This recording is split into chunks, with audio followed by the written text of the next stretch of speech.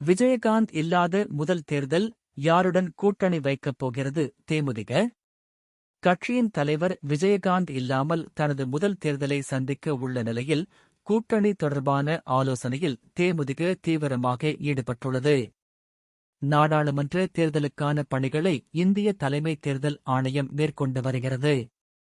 விரைவில் நாடாளுமன்ற தேர்தல் தேதி அறிவிக்கப்படும் என்றும், ஏப்ரல் மாதத்தில் தேர்தலுக்கான வாக்குப்பதிவு நடைபெறலாம் என்றும் எதிர்பார்க்கப்பட்டு வருகிறது. இந்த தேர்தலுக்கான ஆயத்தப் பணிகளை அனைத்து அரசியல் கட்சிகளும் தொடங்கிவிட்டன. இதனால் நாடு முழுவதும் அரசியல் களம் சூடுபிடித்துள்ளது. இந்த முறை தமிழகத்தில் 4 முனை போட்டி இருக்கும் என்று அரசியல் வட்டாரங்களில் பரவலாக பேசப்பட்டு வருகிறது. திமுக, அதிமுக, நாதக, பாஜக இடையே கடும் போட்டி நிலவும் என்றும் அரசியல் வல்லுநர்கள் கருத்து தெரிவித்து வருகின்றனர். இவை மட்டுமல்லாமல் பாமக, அமமுக உள்ளிட்ட மற்ற அரசியல் கட்சிகளும் நிர்வாகிகளுடன் ஆலோசனை நடத்தி தேர்தலுக்கான பணிகளில் தீவிரம் காட்டி வருகின்றன.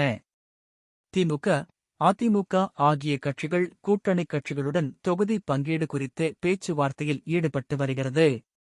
பல்வேறு கட்சிகள் தேர்தலுக்கான கூட்டணி குறித்த ஆலோசனையில் ஈடுபட்டு வருகின்றன. அந்த வகையில் தேமுதிகவும் கூட்டணி தொடர்பான பேச்சுவார்த்தையை தொடங்கியுள்ளது. கள்ளக்குறிச்சி, விருதுநகர் உட்பட குறைந்தது 4 மக்களவைத் தொகுதிகளும் 1 மாநிலங்களவை பதவியும் கேட்க முடிவு செய்துள்ளதாக கூறப்படுகிறது.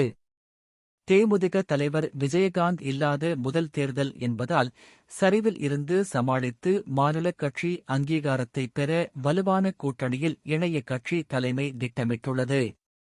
கடந்த நாடாளுமன்ற தேர்தலில் அதிமுக, பாஜக, பாமகவுடன் கூட்டணி அமைத்து போட்டியிட்ட தேமுதிக, வரும் நாடாளுமன்ற தேர்தலில் திமுக அல்லது பாஜக கூட்டணியில் இணைவது குறித்து ஆலோசனை நடத்தி வருவதாக தகவல்கள் கசிந்துள்ளன.